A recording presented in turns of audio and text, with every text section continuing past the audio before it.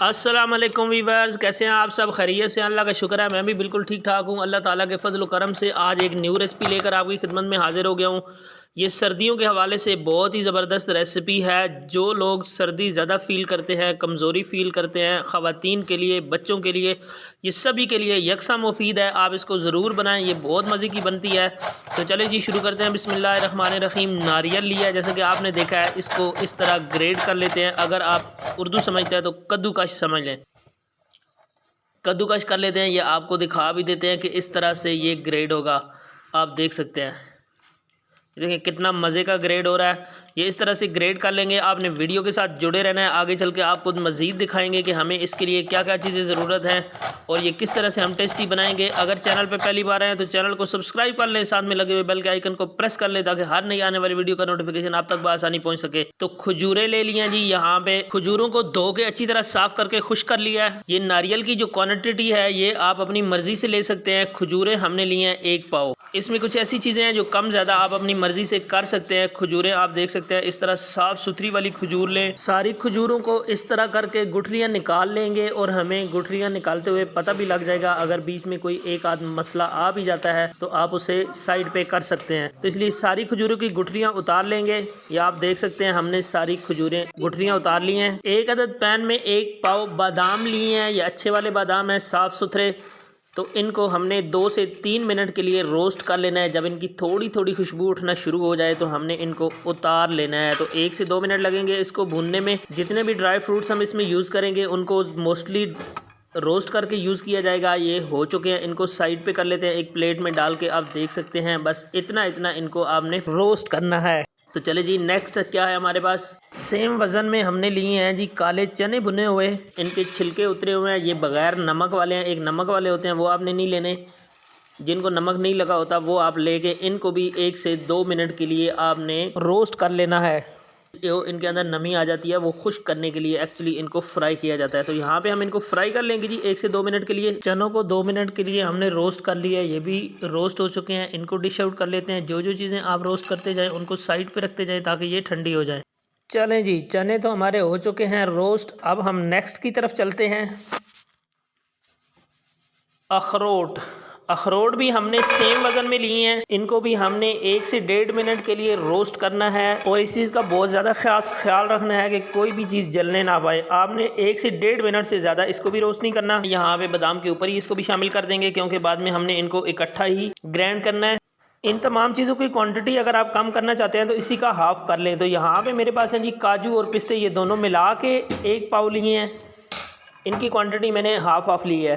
तो आप भी इस तरह चाहें तो आप इनकी क्वांटिटी कम कर सकते हैं। इस तरह 1 से 2 मिनट के लिए इनको भी फ्राई कर लिया है। ब्लैक इनके ऊपर निशानात आ गए हैं, आप देख सकते हैं। पैन में हमने खजूर शामिल कर दी है। आपको पता है गुठलियाँ सारी इससे पहले ही निकाल दी थी और सर्दियों में खजूर की क्या अहमियत होती है सब लोगों को इसका अच्छी तरह पता है। तो खजूर को हमने पैन में डाल के इसको 4 से 5 मिनट के लिए फ्राई करना है। खजूर चूँकि हमने थोड़ी हार्ड वाली ली, आप बहुत ज़्यादा नरम वाली लेंगे तब भी उसको 4 से 5 मिनट के लिए आपको पकाना पड़ेगा। तो यहाँ पे इसको भी 4 से 5 मिनट के लिए हम रोस्ट कर लेंगे। यहाँ पे आप देख सकते हैं रोस्ट हो चुकी है खजूर।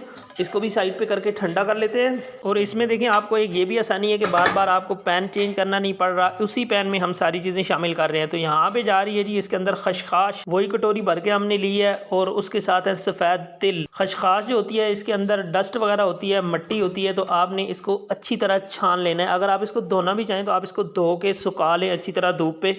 तो चलें जी, सारी चीज़ें हमारी हो चुकी हैं। आप इसको हमने जार में शामिल करना है। आपके पास ये वाला जार है तब भी आप शामिल कर सकते हैं, जूसर है उसमें भी आप इनको पीस सकते हैं। तो सारी चीज़ें जो हैं वो हमने इसमें डाल देनी है। एक तिल मखाना है जो हमने आपको फ्राई होता हुआ नहीं दिखाया, वो भी हम इसमें शामिल कर रहे हैं क्योंकि वीडियो लंबी ना हो जाए। बाकी सारी चीज़ें हमने आपको दिखा दी हैं, इसमें शामिल करेंगे और इनको मोटा मोटा दरदरा सा हमने पीस लेना है। एक अदद कढ़ाई लिया जी, इसके अंदर देसी घी लिया है 1/2 कप। उसमें शामिल करेंगे आधा पाव गुड़। आप अपनी मर्ज़ी से कम ज़्यादा कर सकते हैं। अगर आपको मीठा ज़्यादा पसंद है तो आप इसमें थोड़ा ज़्यादा भी शामिल कर सकते हैं। हमें लाइट पसंद है तो इसलिए हमने इसमें आधा पाव गुड़ शामिल किया है। आप इसमें शक्कर है आपके पास तो वो भी आप यूज़ कर सकते हैं। इस गुड़ को कैरामलाइज़ करेंगे, इसको चाश बनाएंगे इसकी। गुड़ हमारा नरम हो चुका है तो अब हम इसमें थोड़ा सा पानी शामिल करेंगे ताकि हमारा घी या गुड़ जले ना तो इसमें आप भी पानी शामिल कर सकते हैं। थोड़ा सा पानी शामिल कीजिएगा। जब आप पानी शामिल करेंगे तो इसके ऊपर झाग उठेगी। आपने परेशान नहीं होना। जब झाग उठती है तो इसका मतलब है कि आपकी चाश रेडी हो चुकी है। चूल्हा हम इसके नीचे 1 से 2 मिनट के बाद बंद कर देंगे। लेकिन यहाँ आप देखें इसकी झाग भी बड़ी खूबसूरत नज़र आ रही है, बहुत मज़े की लग रही है और हमारी चाश भी बड़ी खूबसूरत मज़ेदार और जायकेदार देसी घी वाली तैयार हुई है। आपने इसको मीडियम टू लो फ्लेम पे पकाना है। सारी चीज़ों को हल्की आंच पे आपने रोस्ट करना है। किसी चीज़ को भी आपने तेज़ आंच पे नहीं करना। तो यहाँ पे चाश हमारी जो है वो देखें झाग बैठ चुकी है, लेकिन है अभी गर्म ही। आपने इसको ठंडा नहीं होने देना है। उसके अंदर जो हमने दरदरा सा किया है, सारी चीज़ों को पीसा है, वो इसके अंदर शामिल कर देंगे। शामिल करने के बाद इनको इस तरह थोड़ा सा इसके ऊपर फैला देते हैं। यहाँ पे हमने जो तिल और खसखस का सफ़ूफ बनाया था वो इसके ऊपर शामिल करेंगे। किशमिश है हमारे पास, ये आप अपनी मर्ज़ी से ले सकते हैं। चारों मग्ज़ हैं, ये इसमें शामिल करेंगे। ड्राई फ्रूट्स आप कम ज़्यादा कर सकते हैं, ये शुरू में मैंने आपको बता दिया था। आप जो चीज़ चाहते हैं इसमें से स्किप भी कर सकते हैं। ये डिपेंड करता है कि आपको किस तरह की चीज़ें पसंद हैं, आप वो वाली चीज़ें इसमें शामिल कर सकते हैं। सब चीज़ों को मिक्स करते हुए यहाँ पर आप देख सकते हैं कि कितनी खूबसूरत पंजीरी हमारी तैयार हो चुकी है। आप चाहें तो इसको इसी तरह यूज़ कर सकते हैं, चाय के साथ, नाश्ते में, बच्चों को स्कूल के लिए लंच के लिए दे के भेज सकते हैं। किसी भी तरह आप इसको इस्तेमाल कर सकते हैं। तो यहाँ पे हमने लिया जी एक शेपर, इसकी मदद से हम इसको शेप देंगे। आप इसको हाथ की मदद से पिनियाँ भी बना सकते हैं, टिकियाँ भी बना सकते हैं और इसी तरह चम्मच के साथ पंजीरी के तौर पे भी यूज़ कर सकते हैं। तो यहाँ पे आपको दिखाते हैं जी एक खूबसूरत सी शेप हमने इसकी निकाली है। तो देखें माशाल्लाह कितनी बेहतरीन शेप निकली है। इसी तरह करके हम इसकी 2-4 और बना लेते हैं, फिर आपको दिखाते हैं। आपने वीडियो के साथ जुड़े रहना है, जाना कहीं नहीं है। तो देखिए जी हमारा इस तरह बन के आप इसको हाथ की मदद से ऊपर से थोड़ा सा दबाएं, ये बड़ी आसानी से निकल आती है। और अगर ये निकलने में थोड़ा मसला कर रही हो तो आपने इसको ऑयल लगा लेना है अंदर थोड़ा थोड़ा, या घी है तो घी गर्म करके लगा लें, तो ये बड़ी आसानी से इसको छोड़ देगी।